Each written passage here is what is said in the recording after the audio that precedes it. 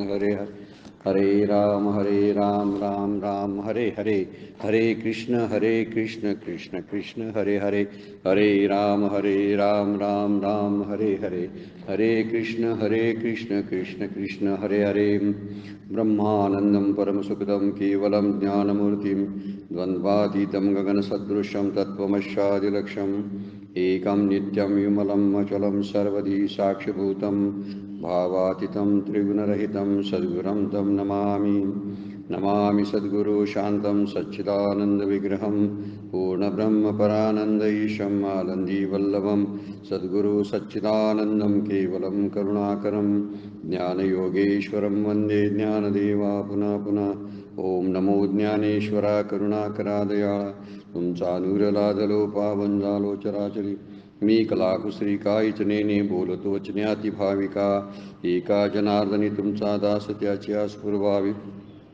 सर्व संतांना वंदन, सद्गुरूंना वंदन, ज्ञानेश्वर माऊलींना वंदन करून आणि आपल्या सर्वांना वंदन करून आजच्या चिंतनाला आपण प्रारंभ करतोय. मागच्या वेळी आपण 98 नंबरच्या ओळीवरचा विचार थोडासा केला होता. श्लोक क्रमांक 18 आणि ओवी क्रमांक 98. कर्मण्य कर्मया पश्यद अकर्मणीच कर्मया सबुद्धिमान मनुष्येषु सयुक्त कृष्ण कर्मकृत अशा अर्थाचा आहे की जो स्वतःला कर्म करत असताना सुद्धा अकर्मत्वामध्ये किंवा अकर्ता म्हणून पाहतो असा जो आहे त्याच्याबद्दलचा विचार या श्लोकामध्ये मांडलेला आहे. कालच्या चिंतनामध्ये बघितलं आपण तरी क्रियाकलाप आघवा आचरत दिशे बरवा तो तोचिये चिन्ही जाणावा ज्ञानी आगा जो का जळापाशी उभा टाके तो जरी आपण पे जळा माझी देखे तरी तो निभ्रांत ओळखे म्हणे मी वेगळा आहे अथवा नावे हन जो रिगे तो थडियेचे रुख जाता देखे वेगे तेची साचोकारी जो पाहू लागे तव रूक म्हणे अचळ तैसे सर्व कर्मी असणे ते पुढे मानवनी वायाने मग आपण या जो जाणे नैष्कर्म्य ऐसा. अशा 98 नंबरच्या ओव्यापर्यंत आपण पाहिलेलं होतं. त्या श्लोकावरच्या अजून ओव्या आहेत. पुढच्या 99 नंबरची ओवी आपण बघायला आलो आहे. एक 3 दृष्टांत बघितलेत आपण. जळाच्या काठावर म्हणजे तलावाच्या काठावर उभा राहिलेला माणूस जो असतो तो आपल्या प्रतिबिंबाकडे पाहतो आणि प्रतिबिंब पाहत असताना प्रतिबिंबामध्ये होणाऱ्या हालचालीसुद्धा तो पाहत असतो. पण तरीसुद्धा त्याला माहीत असतं निभ्रांत जाणे. तो म्हणतो तो मी नव्हे, तर मी इथं उभा आहे काठावर, तो मी आहे. आतले ज्यात प्रतिबिंब पडलं आहे पाण्यामधलं ते प्रतिबिंब माझं खोटं आहे अशी त्याची जाणीव झालेली असते. हा एक दृष्टांत आहे. दुसरा दृष्टांत तुला नावेतून जाताना काठावरली झाडं जी असतात ती पळताना दिसत असतात, पण जो आतमध्ये स्थिर असतो त्याला माहीत असतं की काठावरली झाडं पळत नाहीत तर ती स्थिर आहे. असा जाणणारा जो असतो म्हणजे कर्मामध्ये अकर्म आणि अकर्मामध्ये कर्म पाहणारा जो असतो तो अशा पद्धतीनं जीवाकडे पाहतो. आत्मस्वरूपाचं नेहमी जर अनुसंधान जर असेल तर आत्मस्वरूप हे माझ्या शरीरापासून वेगळं आहे याची जाणीव त्या तत्ववेत्यांना होत असते आणि त्याचं वर्णन करायला माऊलींनी चालू केलेलं आहे. त्यासाठी 2 दृष्टांत दिलेत. अतिशय सुंदर दृष्टांत आहेत, मात्र त्याच्यावर खूप चिंतन करण्यासारखं आहे. तिथनं 98 नंबरच्या ओवीमध्ये सुद्धा ते बोलतात तैसे. आता इथं सिद्धांत सांगितला सर्व कर्मी असणे, सगळी कामं करत असतो ते पुढे मानानी वायाने, पण ती सगळी कर्म मिथ्या आहेत असं जाणतो, पण आपण या जो जाणे नैष्कर्मी असा स्वतःला मात्र नैष्कर्मी अवस्थेमध्ये तो पाहत असतो. सगळी कामं करत असतो पण कर्म जी आहेत ती कर्म मिथ्या आहेत, कर्मापासून मिळणारं फळ मिथ्या आहे आणि त्यामुळं त्या मिथ्या फळासाठी मिथ्या कर्म मात्र तो करतो, पण मिथ्यात्वाचा निश्चय करून करतो. ही फार महत्त्वाची बाब आहे. ते सोडून देत नाही, मिथ्या आहे म्हणून टाकून देत नाही, तर कर्म करतो पण कर्मात अकर्मत्व पाहतो. अकर्मत्वात असतो पण अकर्मत्वात असताना सुद्धा कर्म करत असतो. 2 मुद्दे यामध्ये सांगितलेले आहेत आणि त्या दोन्ही मुद्द्याचा जर विचार करायला तर फार गहना कर्मणोगती शब्द जो वापरलेला आहे मागच्या श्लोकामध्ये त्याचा खरा अर्थ नंतर कळायला लागतो आपल्याला. कर्म करताना किती सावध असलं पाहिजे याचा अर्थ आपल्याला लक्षात येतो, किंवा कर्म अंगाला चिकटायला नको पाहिजे असं कर्म कसं करायचं हाही मुद्दा त्यामध्ये मांडला गेलेला आहे. त्यामुळं हा जो करतो आपण कर्म करतो पण ते मिथ्या आहे, निरार्थक आहे. इथं वायाने शब्द वापरला. ते पुढे मानुनी वायाने, वायाने म्हणजे निरर्थक असतं, पण पारमार्थिक स्वरूप जे असतं तो त्याचं खरं कर्मातीत असतं. तो कर्माच्या पलीकडे असतो. मी करतो असं तो कधीही म्हणत नाही, कारण असं म्हणणं म्हणजे मूर्खपणाचं आहे असं सगळ्या संतांनी सिद्ध करून दाखवलं. आपलाही अनुभव तोच आहे. मी करतो जर असं आपण म्हणत असू तर आपल्या मताप्रमाणे होत नाही. म्हणून माऊलींनी सुद्धा फार बोग्या 12व्या अध्यायामध्ये सुद्धा टाकलेले आहेत. तो परी मनी वाचा काय देहे जैसा जो व्यापार होय तो मी करत आहे ऐसा न म्हणे. माऊली बोलतात, करणे का न करणे हे आगवे तोची जाणे, विश्व चळतसे जेणे परमात्मेनी.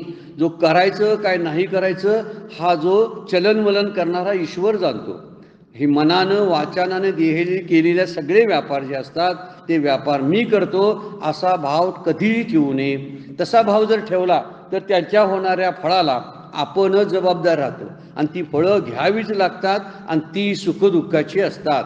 आणि त्या सुखदुःखाच्या फळामुळे आपण कर्मामध्ये बांधलं जातो. म्हणून शांत राहावं. प्रवृत्ती निवृत्ती ह्या ओव्या बघण्यासारख्या आहेत 12व्या अध्यायामधल्या. प्रवृत्ती निवृत्ती ही दोन्ही ओझी न घेमती अखंड चित्तवृत्ती माझ्या ठाई माळीये जीव ते नेले तेऊ ते निवांतची गेले त्या पानिया ऐशे केले ओवावे गा. माळी तिकडं पाणी घेऊन जातो तिकडं पाणी निमूटपणाने जातं, कधीही तक्रार करत नाही. त्याचा आग्रह नसतो, हट्ट नसतो की मला ह्या झाडाला घालू नको त्या झाडाला घालू नको, मला आता कंटाळा आलाय, मला व्हायचं नाही, असं पाणी कधी तक्रार करत नाही माळ्याकडे. माळी जिकडं घेऊन जातो वाट दाखवतो तिकडं जातो. तसं प्रारब्ध आहे आपल्यासमोर, देवानं भोगाय दिलेलं प्रारब्ध आहे. आता देवानं म्हणायचं नुसतं म्हणण्यासारखं आहे. आमचं आम्हीच प्रारब्ध तयार केलेलं असतं आणि ते आपल्याच वाट्याला येत असतं. आपण केलेलं दुसऱ्या कोणाच्या वाट्याला जाणार आहे ते आपल्याकडेच येत असतं. म्हणून प्रारब्ध हे देवाचं एक व्यवस्था आहे, भगवंताची व्यवस्था आहे आणि भगवंतानी माझ्यापुढे ते मांडलेलं आहे. त्याच्या आठवणीमध्ये ते भोगत राहावे, संकटाला सामोरं जावं, सुखदुःख शांतपणे पचवावे, तितिक्षा वाढवावी, शांत राहावं आणि शांत राहत भगवंताच्या नामस्मरणामध्ये आपल्याला गुंतवून घ्यावं. म्हणजे प्रारब्धाचे होणारे सारखे तडाखे असतात, हे तडाखे आत्ता आपल्याला बसणार नाहीत असं वर्णन सगळ्या ठिकाणी बघायला मिळतं. म्हणून हा कर्मातीत झालेला जो पुरुष असतो तो शांत जगत असतो. म्हणून अकर्मात कर्म पाहणे, ही अगोदर कर्मात अकर्म पाहणे याबद्दलच्या ओव्या टाकल्या होत्या. आता पुढच्या ज्या काय ओव्या आहेत 99 नंबर पासूनच्या, अकर्मात कर्म पाहणं म्हणजे काही करत नसणं असताना सुद्धा तो खूप काही करत असतो, बसलेला असतो पण खूप काही करत असतो. परमपूज्य काय करतात सांगा भाऊ, काय त्यांच्या शरीराच्या हालचाली सुद्धा किती मंदावल्यात आता बघा, शरीराच्या दृष्टीनं मंदावल्यात बरं काय. पण काय करत नाहीत, अकर्मतत्व आहे. पण कर्म केवढं चालू आहे आपल्या अख्ख्या महाराष्ट्राभर, महाराष्ट्राच्या बाहेर परदेशात सुद्धा लोक त्यांच्या शब्दावर नाचायला लागलेले आहेत. हे चाललंय कुठलंय काय, हे आत्ता जे चाललंय हे कोण करून घ्यायला लागले, तेच. आणि स्वतः मात्र कसे आहेत, अकर्म अवस्थेमध्ये. कर्म तरी बंद नाहीत. अकर्मात कर्म पाहणे एवढी मोठी वृत्ती यामध्ये भगवद्गीता दाखवते बघा की ह्या पुरुषांची. म्हणून हे सगळ्यात बुद्धिमान पुरुष असं असा शब्दप्रयोग भगवंत वापरतात. सगळ्या पुरुषामध्ये ते बुद्धिमान असतात की करतात आणि अकर्तृत्वाचा भाव दाखवतात आणि अकर्मात असतात आणि कर्म करत असतात. असे उलटे सुलटे प्रकार त्यामध्ये आपल्याला बघायला मिळतात. हे 2-3 दृष्टांत जर बघितले तर खूप आपल्याला विचार करण्यासारखा आहे. आणखीन एक सुंदर दृष्टांत बघा, फार विज्ञानाला चॅलेंज देणारा दृष्टांत आहे माऊलींचा. 1290ला लिहिलेला बरं काय, 1290ला. आणि पृथ्वीचं फिरणं, सूर्याचं स्थिर असणं हे 1543ला संशोधन झालेलं आहे. माऊली काय बोलतात बघा, आणि उदो असताचिनी प्रमाणे जैसे न चलता सूर्याची चालणे तैसे नैष्कर्मी जाणे कर्मची असते. नैष्कर्मी स्थिती वर्णन करणारी ओवी आहे. निष्कर्म कसा असतो तर त्यांनी सूर्याचं उदाहरण दिले. काय, उदय आणि अस्त यांच्यामधली ती सरासरी जी असते ती कालाच्या प्रमाणावरून पाहता वस्तुस्थितीने सूर्य न चालताही त्याची चालणे दिसते. सूर्य उगवला, सूर्य मावळला, हे कुणाच्या दृष्टीने आहे सांगा बघू. जे पृथ्वीवर लोक राहतात त्यांच्या दृष्टीने आहे. समजा सूर्यावर जर जीवसृष्टी असती तर त्यांना कळलं असतं काय सूर्य उगवतोय मावळतोय, असं कळलं असतं का नाही. म्हणजे सापेक्षतेचा सिद्धांत मांडलेला आहे माऊलीने. सूर्याचं जे चालणं असतं त्यावरून लोक म्हणतात की सूर्य उगवला, मावळला, पण सूर्य कुठं काय करायला लागलाय? सूर्य एकाच जागेला आहे. 1290ला सिद्ध केलं आणि पुढे कोपर्निकांनी सिद्धांत मांडलाय 1543ला. पृथ्वी फिरते, सूर्य फिरत नाही. आणि त्याच्या अगोदरचे सिद्धांत काय होते? तर सूर्य फिरतो, सूर्य उगवतो, सूर्य मावळतो. तर सूर्य उगवतही नाही आणि मावळतही नाही. माऊलींनी 1290ला स्पष्टीकरण दिलेलं आहे त्याचं. माऊली द्रष्टे होते, क्रांतदर्शी होते. पुढचं त्यांना सगळं माहीत होतं. म्हणजे पृथ्वीचं चलनवलन, निसर्गाचे सगळे स्वभाव, पक्ष्यांचे आवाज आणि पक्ष्यांच्या सगळ्या सवयी त्यांनी इथं बरोबर इत्थंभूत निर्माण नोंद करून ठेवलेल्या आहेत. खूप आजारावरली औषधं याची वर्णनं त्यामध्ये केलीत. पथ्यपाणी कसं पाळावं, छोट्या छोट्या ओव्या आपण बघत गेलो आणि खूप जर खोलात जाऊन ज्ञानेश्वरीचा अभ्यास करायला लागलो तर ते कळायला लागतं. त्यामुळं माऊलींना फक्त आपण वंदन करू शकतो, अन्य काय नाही. त्यांचं वर्णन म्हणजे त्यांना वंदन, या पलीकडे काय करता येत नाही. म्हणून ठेवली पायी डोळी, काय त्यांचं वर्णन करावं की काय वर्णन केलेलं आहे. माऊलीच वर्णन करतात. श्रीगुरूंचं वर्णन त्यांनी केलेलं आहे की श्रीगुरूंना वर्णन करता येत नाही आणि माऊलींचंही तसंच आणि ज्ञानेश्वरीचंही तसंच वर्णन करता येत नाही. म्हणून इथं वर्णन करताना ते म्हणतात सूर्य चालतो, सूर्य हलतो, सूर्य उगवतो, सूर्य मावळतो. हे पृथ्वीवरील लोकांसाठी आहे. तात्विकदृष्ट्या जर विचार केला तर सूर्य चालतच नाही, सूर्य उगवतही नाही आणि मावळतही नाही. बघणाऱ्याला वाटतं हा तत्वपुरुष जो आहे, तत्ववेत्ता पुरुष आहे, इकडे येतो, जातो, बोलतो, पण तो बोलतही नाही आणि तो चालतही नाही. कारण त्यांचं चालणं अहेतुक असतं, म्हणजे विदाऊट एनी रिझन. काहीही त्यांच्या पाठीमागे कुठलंही तार्किक लॉजिक लढवलेलं नसतं त्यांचं.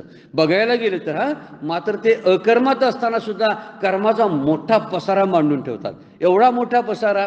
समर्थांचं जर चरित्र आपण पाहिलं, तुकोबांचं चरित्र पाहिलं, केवढं मोठं निर्माण करून ठेवलेलं आहे की जे पिढ्यानपिढ्या लोकांनी त्याच्यावर काम करावं.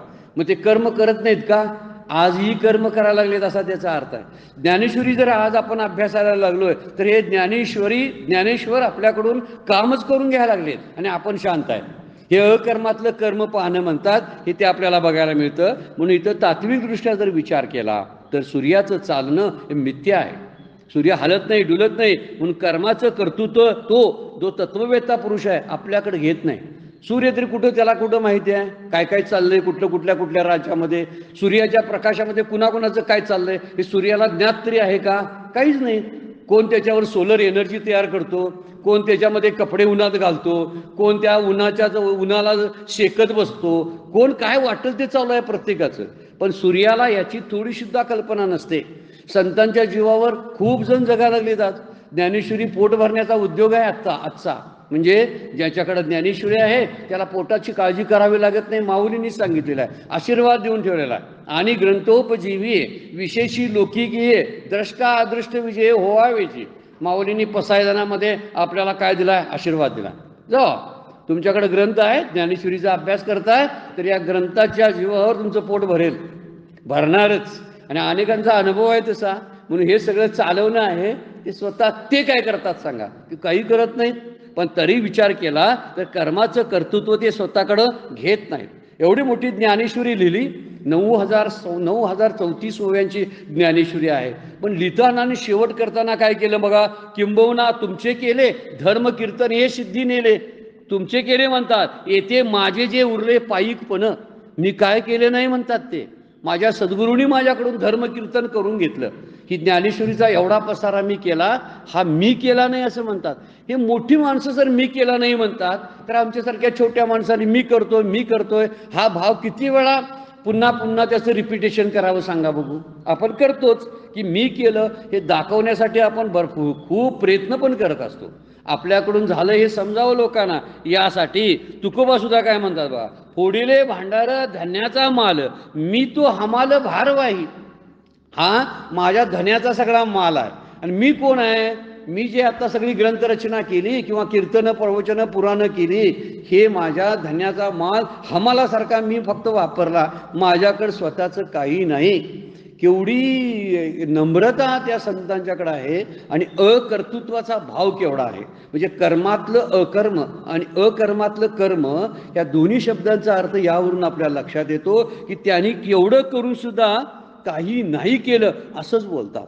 आपणही आपल्या आयुष्यामध्ये असंच म्हणावं, हे माझ्याकडून कोणीतरी करून घेतलं. एक अज्ञात शक्ती आहे, ती मला सतत हलवते, डोलवते, बोलायला लावते. बोलणारा पाठीमागचा तो आहे, मी काय बोलतो असं त्याला वाटलं पाहिजे.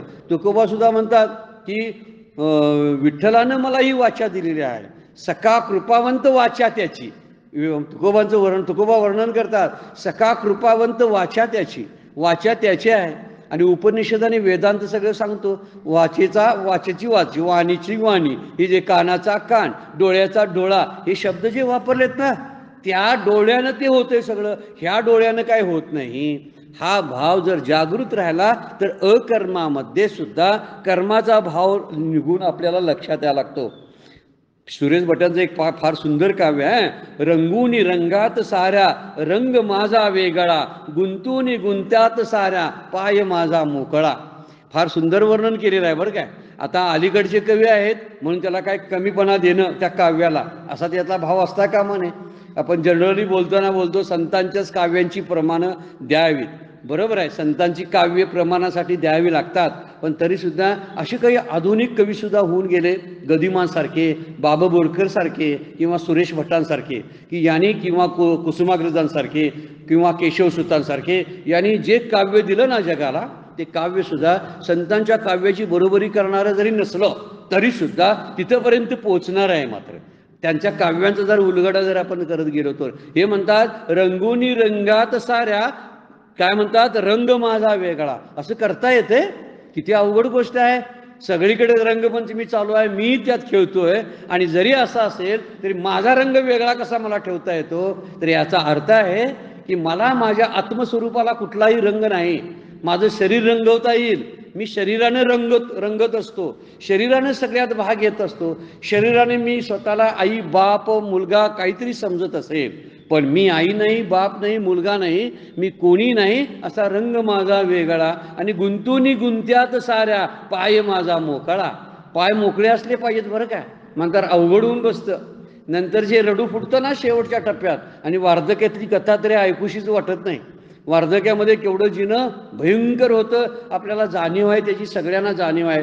आपलं वार्धक्य जरी आपण नाही पाहिलं असलं तर दुसरे वार्धक्य आपण पाहतो, किती परावलंबित्व जीवन असतं. पण या परावलंबित्वामध्ये सुद्धा या आत्म्याचं स्वातंत्र्य सांभाळता येतं.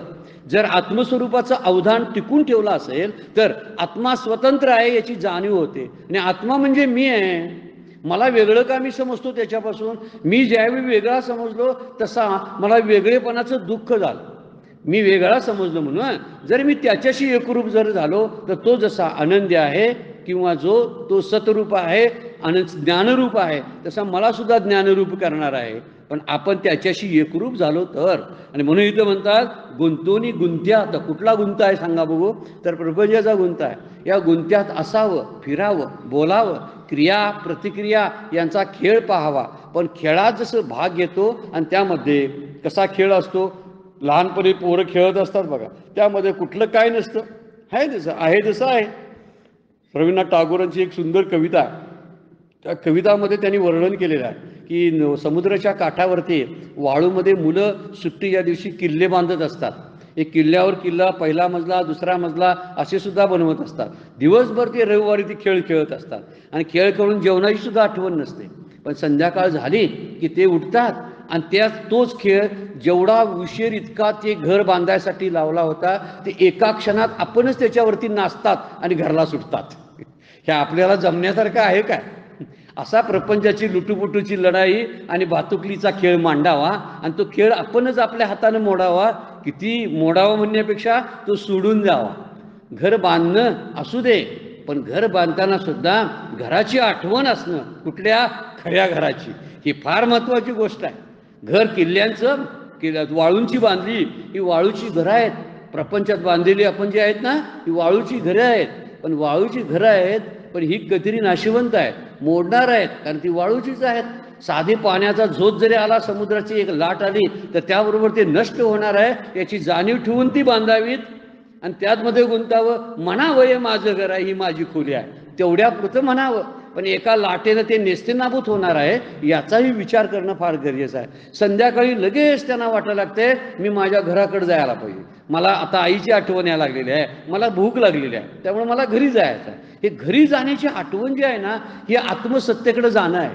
माझं मूळचा उगम सोर्स तो आहे, तिथून मी आलो आणि तिथंच मला जायला पाहिजे ना, तिथलीच ओढ मला असणार आहे. ओढ कुठली असणार सांगा? जिथून आलो तिथलीच ओढ असते. आपण घरातून काही दिवसासाठी समजा बाहेर आलो असलो तर घराकडे जायची ओढ राहते बघा. आपल्या घरामध्ये जावं, आपल्या रूममध्ये पाहावं, माझी साहित्य बघावं, असं जे वाटतंय ना त्याचा अर्थ आहे की प्रत्येक मनुष्य स्वभावाप्रमाणे त्याला त्याच्या उगमाकडेच जावं लागतं. आपण उगमाकडे पाहत नाही, त्या प्रवाहाबरोबर वाहत राहतो आणि त्यामुळे तो प्रवाह कुठे घेऊन जातो फरफटत ते आपल्याला कळत नाही. म्हणून इथं टागोरांचं त्या किल्ल्यांचा उदाहरण इथं दिलंय. किल्ले बांधतात आणि किल्ले बांधून मात्र रात्री जाताना संध्याकाळी मात्र जेव्हा संध्याकाळ होते आपणही आयुष्याच्या संध्याकाळी सावध व्हावं. हे माझं घर नाही, हे माझं खरं घर नाही, माझं घर आहे ईश्वर आहे. ईश्वरानं बांधलेल्या त्या गाभाऱ्यामध्ये मला प्रवेश करायचा आहे असं वाटलं पाहिजे. हे झालं आयुष्याच्या संध्याकाळी. रोज दिवसाची सुद्धा संध्याकाळ होत असते. दिवसभर काहीही करो, संध्याकाळची वेळ आहे ईश्वराच्या कुशीत जावं आणि शांत झोप घ्यावी. प्रपंचाची सगळी दुखणी बाजूला ठेवावीत आणि शांत पहुडावं. पण हा अभ्यास केला तरच तो परमार्थ पचतो, अन्यथा पचत नाही. किती धडपडे केल्या आणि काही केलं तर हे जमत नाही ना. प्रपंचाचं ओझं बाजूला ठेवून शांतपणे झोपी जावं, शरीराला बाजूला करावं आणि आत्मसत्तेच्या त्या छत्राखाली आपण पहुडावं असं नाही वाटत आपल्याला. बऱ्याच वेळा त्या शरीरातच राहावं, त्या प्रपंचातच राहावं, त्यामुळं झोपा जातात आपल्या. झोप जी लागत नाही ना, सारखं वळवळ वळवळ वळवळ होते आणि सारखी प्रपंचाचेच विचार यायला लागतात. माझं किती चुकलं, पश्चाताप किती झालेत, पुढे जाऊन काय करायचं, या सगळ्या गोष्टीचा विचार चालू असतो. टागोरांच्या या कवितावरून एक लक्षात येतं, आयुष्याची संध्याकाळ सगळ्यांची होत असते. ती कितव्या वयात होईल हे सांगता येत नाही, पण आयुष्याची संध्याकाळ होण्यापूर्वी ही सगळी झाकाझाकी करून ठेवावी लागते. अंधार पडणार आहे आणि अंधार फार झालाय, अंधार फार झाला पण ती जपून ठेवा असं एक काव्य आहे. प्रार्थना मुलांची शाळेतली आहे. अंधार फार झाला पण ती जपून ठेवा. ही अज्ञानाचा सगळाकडे अंधार आहे, पण आत्मस्वरूपाची एक पंथी सतत तेवत ठेवणं हे काम आपलं आहे. त्या आत्मस्वरूपाच्या पंथीला तेल घालण्याचं काम नाम करतं बरं काय. म्हणून सारखं त्याच्यावरती शिंपड नामाची करावी, त्या आत्मस्वरूपाच्या त्या वातीवरती सतत तेल घालत राहावं. आणि सतत तेल घालणं म्हणजे त्याच्या आठवणीमध्ये नाम घेत राहणं. आठवण त्याची, रूप त्याचं समोर आणि मुखातून त्याचं नाम. या कलीकडं आनंदाचा दुसरा मार्गच नाही.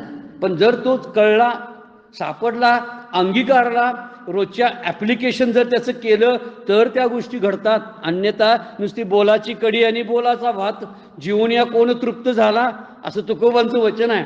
नुसतं बोलायचं बोलायचं बोलायचं पण तृप्तीचा ढेकर कधी द्यायचं नाही. सगळं कळायचं. स्वयंपाकाची सगळी तयारी झाली ना, जेवल्याशिवाय त्याला पूर्णत्व नाही. नुसतं स्वयंपाक सगळं धान्य आणलं, दळून कांडून आणलं, ते पकिवलं व्यवस्थित, ते शिजवलं, पण शिजवलं ताटात वाढलं, जेवलं आणि ढेकर दिला तर त्याला अर्थ आहे. मोक्ष हा ढेकर आहे, फार महत्वाची गोष्ट आहे. नाही आला ना तर सगळं ते काय झालं, आणून केलं काय, सगळा बाजार मांडून ठेवला काय, उपयोग काय झाला त्याचा, काहीतरी करायला पाहिजे ना. जेवल्यानंतर त्याची तृप्ती आहे. तसं आत्मज्ञानानंतरच जीवाला तृप्ती आहे, अन्यथा तृप्ती नाही. आणि ही तृप्ती जर भोगायची असेल ना तर या कर्मातलं अकर्मत्व आणि अकर्मामधलं कर्म या दोन्ही गोष्टींचा अभ्यास आपण करायला पाहिजे.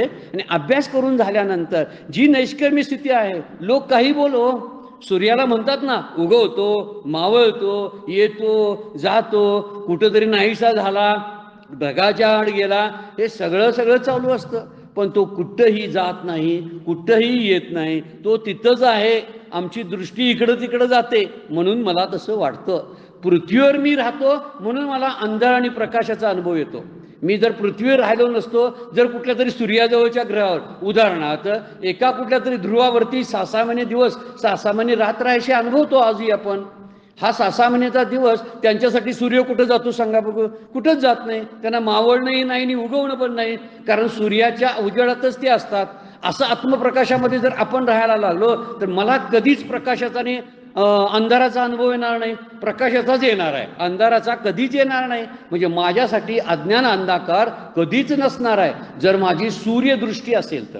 जर माझी पृथ्वी दृष्टी असेल तर पृथ्वी दृष्टीप्रमाणे मला मात्र अंधार आणि प्रकाशाचा अनुभव घ्यावा लागतो, सुखदुःखाचा अनुभव घ्यावा लागतो, आणि ही सगळी सुख कुणावर तरी अवलंबून असणारी सुख आहे.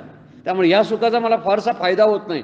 खरं सुख कोणतं आहे? सतत त्या प्रकाशामध्ये राहणं हे खरं सुख आहे. म्हणून इथं वर्णन केलं आहे की प्रपंचाच्या अनेक रंगी बेरंगी रंगात मी न्हावून निघतो. न्हावून निघूया, प्रपंच करूया, त्यामध्ये मग्न होऊया, मनोराज्यही करूया, पण त्यामध्ये गुंतून राहायला नको. हे गुंतणं जे आहे ना ती गाठ बनते, आणि ती गाठ मलाच सुटत नाही, मीच बांधलेली, मला सुटत नाही. ही किती वाईट गोष्ट आहे सांगा बघू. मीच बांधली होती ती मला का सुटत नाही? मी लिहिलेलं मलाच ओळखत नाही, असं कोण कोण म्हणतात बघा. आपण लिहिलं आहे, वाचून दाखवा म्हणतात, नाही मला ओळखत नाही. अरे तूच लिहिलंस ना आणि तुला ओळखत नाही, तसा प्रकार आहे. तूच गुंतात पडलास ना. हळूहळू हळू जसा कुठल्या मार्गाने चक्रव्यूहामध्ये या शिरलास तसा अभिमन्यूसारखा राहू नकोस आणि अर्धवट शिकू नकोस. तर काय कर, हा चक्रव्यूह जसा आज जाता येतो तुला ना या प्रपंचाच्या चक्रव्यूहामध्ये, तसं बाहेर जायची ज्ञान गुरुकृपेनं तू घे. त्याशिवाय तुला कळणार नाही की गुरुकडून दृष्टी प्राप्त करून घ्यावी लागते. अर्धवट ज्ञानामध्ये असा अभिमन्यू होतो आपला अभिमन्यू होता कामा नाही बरं का. एक शेवटच्या टप्प्यामध्ये जातो आणि शेवटी दुसऱ्यांकडून म्हणजे काम क्रोध लोभ या षड्रिपूकडून दुर्योधन दुःशासन सगळे जे आहेत शल्य सगळ्यांनी मिळून अभिमन्यूला कर्णासहित सगळ्यांनी लाताबुक्क्यांनी मारलं. का? बाहेर पडायचा मार्ग सापडला नाही म्हणून. का? अर्धवट कथा ऐकली म्हणून. त्याचं प्रारब्ध होतं आणि अर्धवटच कथा ऐकली. द्रौपदीच्या कुठं आहे सोबत्रीच्या द्रौपदीच्या गर्भामध्ये असताना की त्यानं ती कथा ऐकली होती रथातून, कृष्णाने कसा भेद करायचा वगैरे सांगायला लागले. ते महाभारतामध्ये ती कथा आलेली आहे. आपण त्या कथेमध्ये जायचं नाही. आपण आता भेद करायचा आहे ना, हा प्रपंचरूपी चक्रव्यूहाचा भेद करायचा.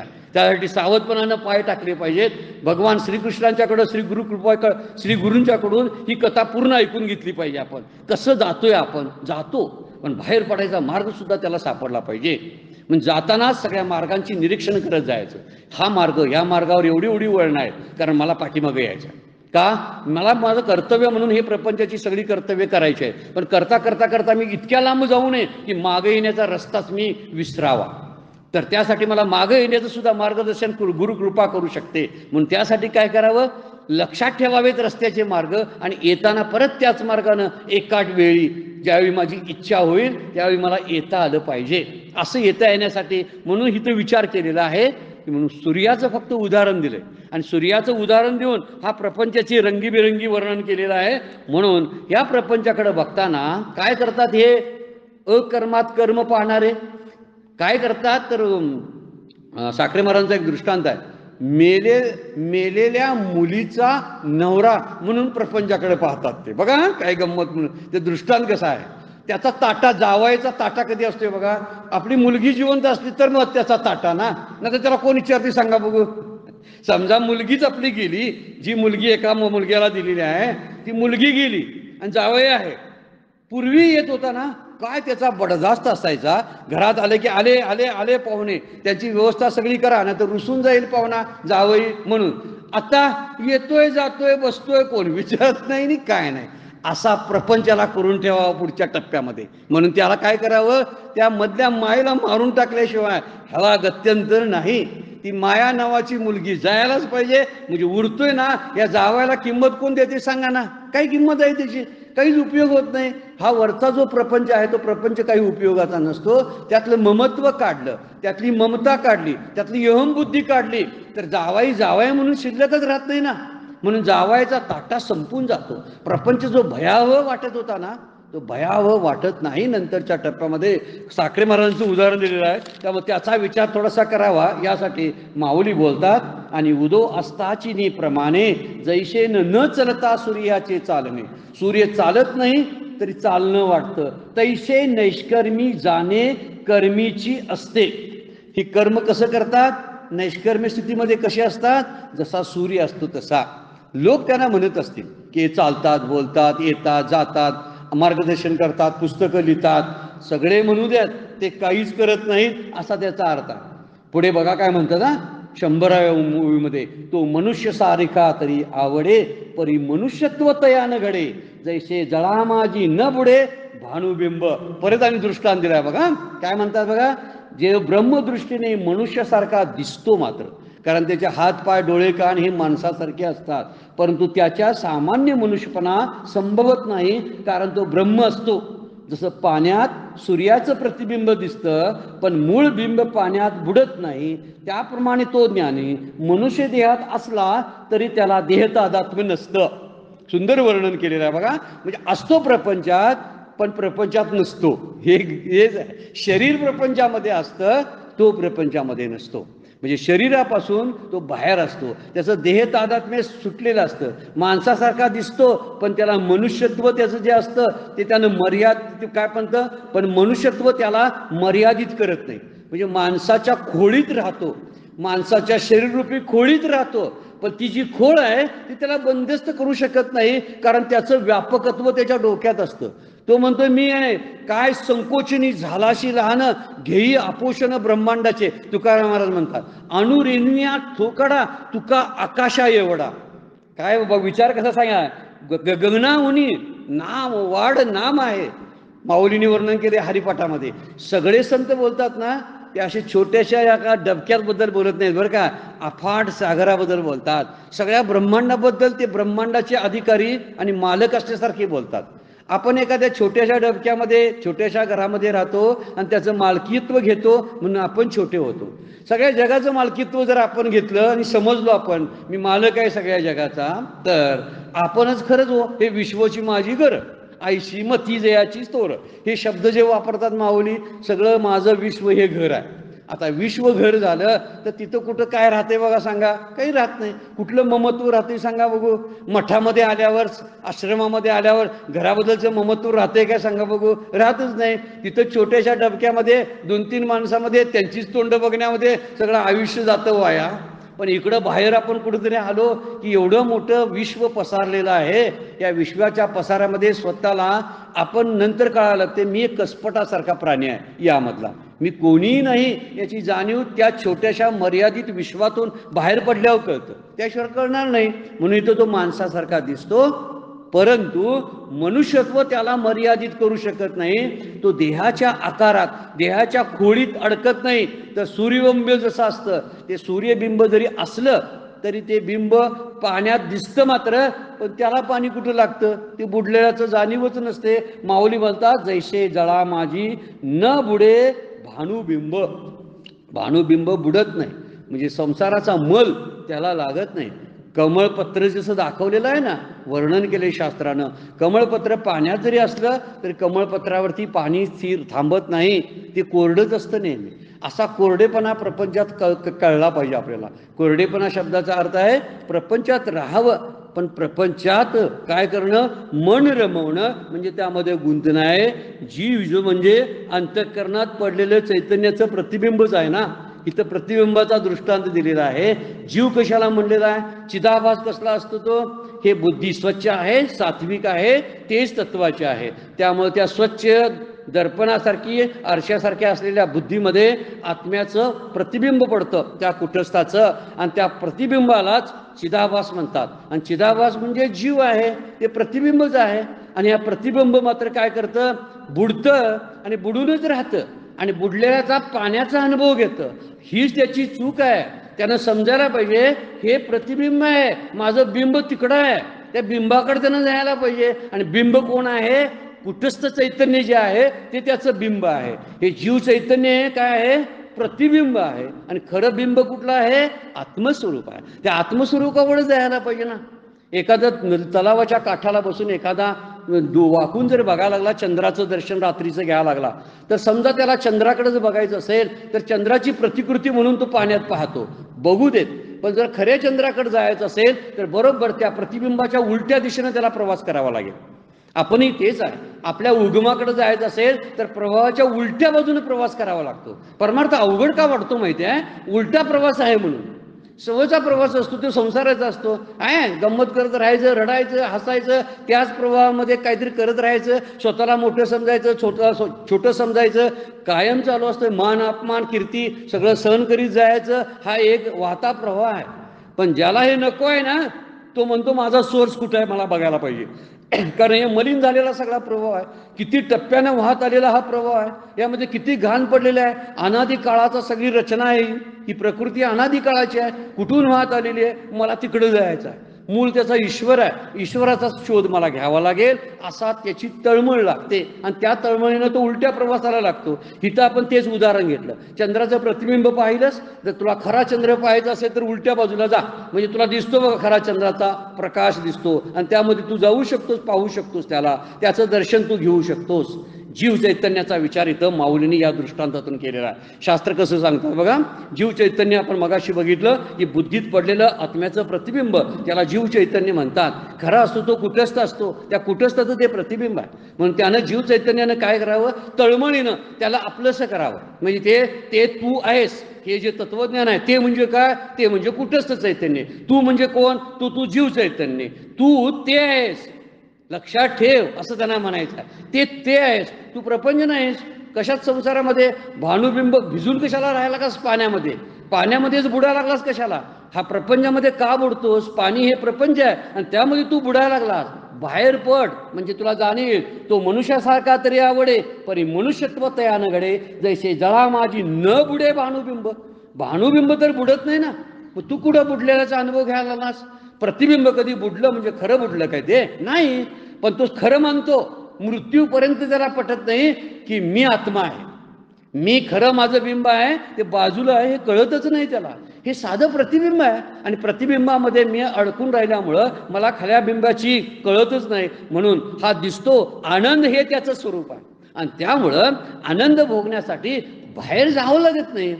हा मुद्दा फार महत्वाचा आहे, शास्त्राने वर्णन करून टाकलेला आहे. मला जरी काही कुठल्याही गोष्टीची तृप्ती हवी असेल, त्या तृप्तीची सगळी सोय आतमध्ये करून ठेवलेली आहे. हा पसारा फक्त त्याला उपयोगासाठी तो आणतो, बाकी काही नाही. खरी तृप्ती मात्र आत आहे. नसती तृप्ती म्हणजे जेवणातच तृप्ती आहे, एखाद्या पदार्थामध्ये तृप्ती आहे, असं जर आपण विचार करायला लागलो. एखाद्या आजारी माणसाला सुद्धा अहो किती गोड चांगली बासुंदी केलेली आहे, अत्यंत चांगली आहे बघा, रुचकर आहे, असं म्हणते तर तो म्हणते मला लागत नाही. म्हणजे जेवणात तृप्ती आहे का. तृप्ती कुणाला तरी झाली वेगळ्याना होते. एखाद्या आजारी माणसाला का तृप्ती होत नाही बासुंदीतून, याचा अर्थ बासुंदी खाण्यामध्ये आनंद नाही, तर तृप्तीची जी अवस्था आहे ते आतमध्येच आहे. त्या आतमधलं कळलं तरच खरी तृप्ती समजत असते. आणि म्हणून इथं म्हणलेलं आहे, ज्याचा आनंद हे स्वरूप आहे त्याला आनंदासाठी भटकावं लागत नाही. म्हणून हा मनुष्यासारखा दिसे, परी माणूस पण मात्र त्याचं परी मनुष्यत्वात तयानं घडे. त्याला मनुष्यत्वात तो अडकत नाही, तर त्याच्यात बाहेर पडतो आणि बाहेर पडून व्यापक होतो, पसरतो. हे पसरणं फार गरजेचं आहे, व्यापक होणं फार गरजेचं आहे. नदीनं नदी पण सोडावं, ते पात्र मर्यादित असतं आणि या मर्यादित पात्रावरती मर्यादित अनुभव सगळे येत असतात आणि यामध्ये सुखदुःखाचे अनुभव येत असतात नदीला. पण नदीनं हेच पात्र जर वाढवत जाऊन जर समुद्राशी एकरूप झाले तर ते पात्र कसं होतं, फार मोठं विस्तारित पात्र होतं. म्हणजे त्याला अथांग अशा सागरामध्ये तिला प्रवेश मिळतो. तसंच जीवानं करावं, त्या ठिकाणी जावं. म्हणून हा मनुष्यत्वामध्ये नसतो ना, त्याचं कारण ते आहे. माणसासारखा दिसतो बरं का, कर्म करत असतो, पण तो माणसात नसतो, याचा अर्थ तो आहे. जरासं चिंतन करणं फार गरजेचं आहे. कठीण तशा ओव्या आहेत, विचार करायला लावणाऱ्या ओव्या आहेत, सहजासहजी समजणार नाहीत आणि समजून येत लवकर अशीच व्यवस्था ज्ञानेश्वर माऊलींनी करून ठेवलेली आहे, असं कधी कधी वाटतं. म्हणजे सर्वसामान्यांना उथळ वृत्तीच्या माणसांना हे परमार्थ ह्यातला कळूच नाही, अशीच व्यवस्था सगळ्या संतांनी करून ठेवलेली असते. म्हणूनच कुणाकडे तरी जावं लागते ना, समजून घ्यायसाठी कुणाकडे तरी जावं लागतं, श्रीगुरूंना शरण यावं लागतं. याचं कारण तेच आहे. म्हणून इथं ओव्या आम्हालाही समजत नाहीत, कारण आपला उथळपणा नडतो, त्याचं ते कारण आहे. हळूहळू चिंतनाने ते कळू शकेल. म्हणून ते म्हणतात की मनुष्यासारखा दिस. एक 18व्या अध्यायामध्ये ओवी आहे, हे चालते ज्ञानाचे बिंब, तयाचे अवयव ते सुखाचे कोंब, एरवी माणूसपण ते भांब लौकिक बागू. त्यांचं माणूसपण जे असतं ते लौकिकासाठी असतं. एरवी म्हणजे अगदी इतर वेळी, पण पहिल्यांदा ते चालते ज्ञानाचे बिंब प्रतिबिंब नव्हे, ते चालते ज्ञानाचे बिंब, तयाचे अवयव. त्यांचं सगळं बघितलं ना, त्यांचं बोलणं, त्यांचं चालणं, त्यांचे सगळं, हे सगळं बघताना ते चालते ज्ञानाचे बिंब, तयाचे अवयव ते सुखाचे कोंब. त्यांच्या सहवासात आलं म्हणजे ना की नुसतं सुखच होतंय असे ते असतात. अकर्मात कर्म पाहणारे, हे वर्णन त्यांचं चालू आहे बरं का. अकर्मात कर्म पाहणारे जे असतात ते त्यांचं चालणं बोलणं सगळं सुखाचं असतं, उपदेश सगळा सुखाचा असतो.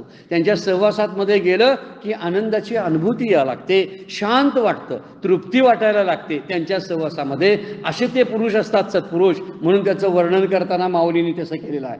तो मनुष्यासारखा तरी आवडे, परी मनुष्यत्व तया न घडे, जैसे जळा माझी न बुडे भानुबिंब, तेन न पाहता विश्व देखिले. काय काय कल्पना आहे बघा. न पाहता विश्व देखिले, न करिता सर्व केले, न भोगिता भोगिले भोगी जात. काही भोगत नाही तर सगळं भोगलेलं असतं. रामकृष्ण परमहंसांना शेवटच्या टप्प्यामध्ये आजार झाला होता. काही खात नव्हते, पीत नव्हते, काही करत नव्हते आणि खाऊन काहीच नव्हते. ते म्हणते काहीतरी खावा, दूध तरी घ्या, असे त्यांचे सगळे अनुयायी म्हणायचे. अरे तुम्ही जेव्हा खाताय ना तेव्हा मला खाल्ल्याचा अनुभव येतोय म्हणायचे ते. न खाता न भोगिता भोगिले भोग्य जात. वर्णन कसं करतात बघा, ते आपल्यावरून वर्णन करतात माऊली. सगळं न भोगता सगळे भोग भोगल्याचा अनुभव त्यांच्याकडे असतो. न बोलता बोलतात ते. अष्टावक्र गीतेमध्ये त्याचं वर्णन केलेलं आहे. म्हणजे तो ही स्पीक्स विदाऊट वर्ड, वर्णन करताना म्हणतात तो बोलतो, शब्दाशिवाय बोलतो. शब्दविन संवाद जे माऊली सुद्धा बोलतात, शब्दाशिवाय संवाद त्यांचा चालू असतो. म्हणून श्रीगुरूंच्या सहवासात असलं ना, न बोलता जी संवाद होत असतो तो फार मोठा होत असतो. किंवा भगवंताच्या एखाद्या गाभाऱ्यामध्ये सुद्धा आपण बसलो असलो तर शांतपणे बसून त्याच्याशी जो आतल्यात संवाद चालू असतो तो फार मोठा असतो. म्हणून या डोळ्यानं न पाहता तो विश्व पाहतो, म्हणजे त्याला या डोळ्याची गरज पडत नाही असा त्याचा अर्थ आहे. डोळ्याने न पाहता म्हणजे त्याने न पाहता विश्व देखील, म्हणजे या डोळ्याची त्यांना गरजच पडत नाही. ध्यानामध्ये सगळी अनुभूती घेतो तो. क्रांतदर्शी असतो तो. मागच्या वेळा एक शब्द गेलेला आहे, माऊलीने टाकलेला आहे, क्रांतदर्शी. त्याला सगळे पुढचे सगळे दृष्टिकोन दिसायला लागतात. दिसायला लागतात म्हणून भागवत पुराणामध्ये कलियुगाचं वर्णन केलेलं आहे.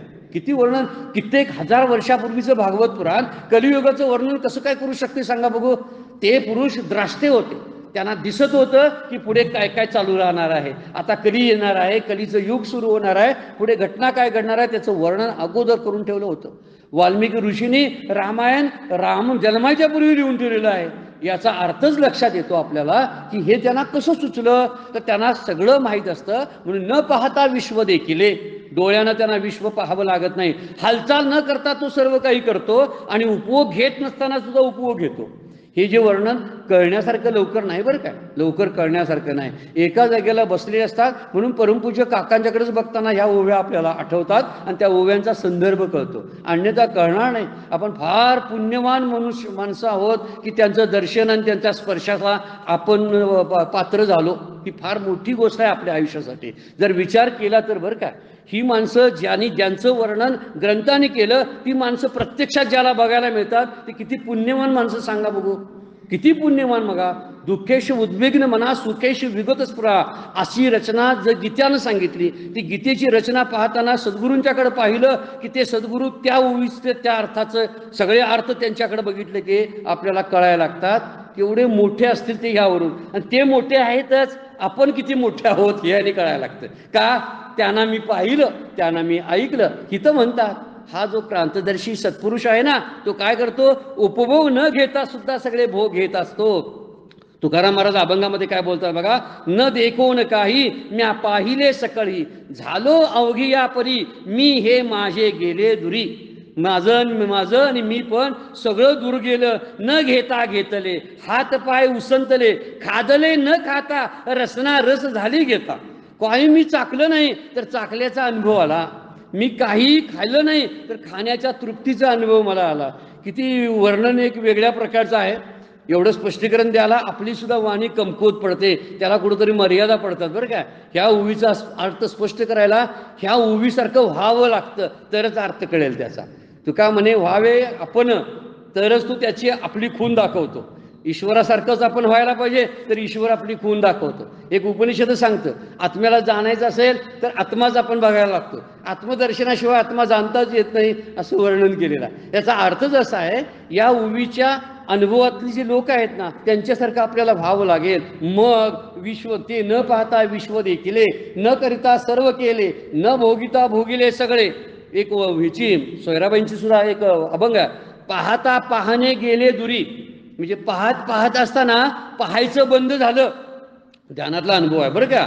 आपण बघत असतो ना, एक रामाचंच आहे असं प्रतिबिंब आहे, धनुष्यबाण घेतलेलं आहे, मारुतीराया समोर बसलेले आहेत आणि ते उभा आहेत. मी बघायला आलोय श्रीराम जय राम म्हणत म्हणत मी त्याच्याशी कधी एकरूप होतो, पाहत होतो. पण पाहता पाहता मी कुठं गेलो, मी हरवलो, राम पण गेले कुठं, मी आणि प्रभू रामचंद्र एक झालो. हे पाहता पाहणे गेले धुरी, पाहणं थांबून जातं आणि सगळं संपतं, आपण त्याच्याशी एकरूप होतो. कर्मातील अकर्म हे साधक सुद्धा अनुभवू शकतो बरं का, म्हणून साधकासाठी आहे. म्हणून अकर्मातील कर्म हे आत्मसाक्षात्कारी पुरुष अनुभवू शकतो.